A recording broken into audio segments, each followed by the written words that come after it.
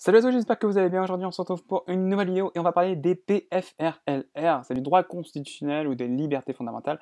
C'est très important cette notion de PFRLR. Alors, qu'est-ce que c'est qu'un PFRLR? Un PFRLR, c'est un principe fondamental reconnu par les lois de la République. Voilà, la vidéo est terminée. Je vous remercie de m'avoir écouté pour cette vidéo. Non, c'est une blague, bien évidemment. Il faut déjà avoir en tête ce qu'est le contrôle de constitutionnalité des lois. Qu'est-ce que c'est que ça, le contrôle de constitutionnalité des lois? Eh bien, en France, c'est le contrôle que fait le Conseil constitutionnel pour vérifier si la loi est conforme ou si la loi est contraire à la Constitution. On a donc deux normes, on a une loi et la Constitution. Et pour vérifier si la loi n'est pas contraire à la Constitution, le Conseil constitutionnel se réfère au bloc de constitutionnalité. C'est un ensemble de textes et de principes qui ont valeur constitutionnelle auxquels se réfère le Conseil constitutionnel pour opérer son contrôle de constitutionnalité. Et parmi ce bloc de constitutionnalité, on trouve la Constitution de 1958, mais aussi le préambule de la Constitution de 1946, la DDHC de 1789 ou encore la Charte de l'environnement. Mais on trouve aussi donc ces fameux principes fondamentaux reconnus par les lois de la République. Qu'est-ce que ce sont ces principes fondamentaux reconnus par les lois de la République? Eh bien, ce sont des principes qui sont dégagés par le Conseil constitutionnel.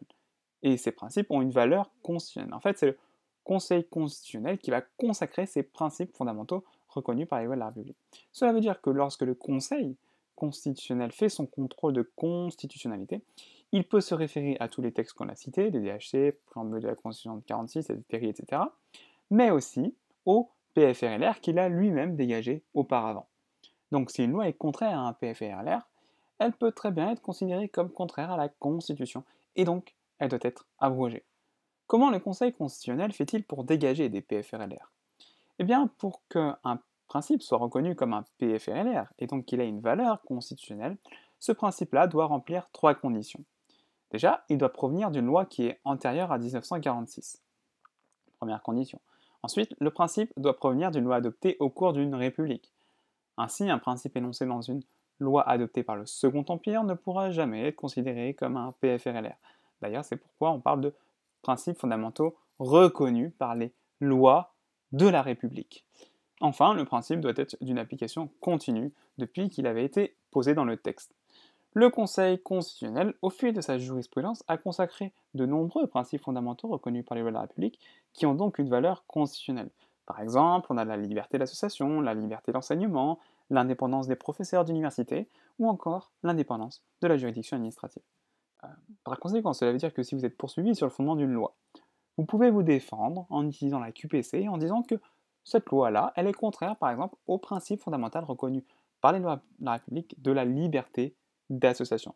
Elle est contraire au principe de la liberté d'association. Donc la loi, potentiellement, pourra être déclarée inconstitutionnelle.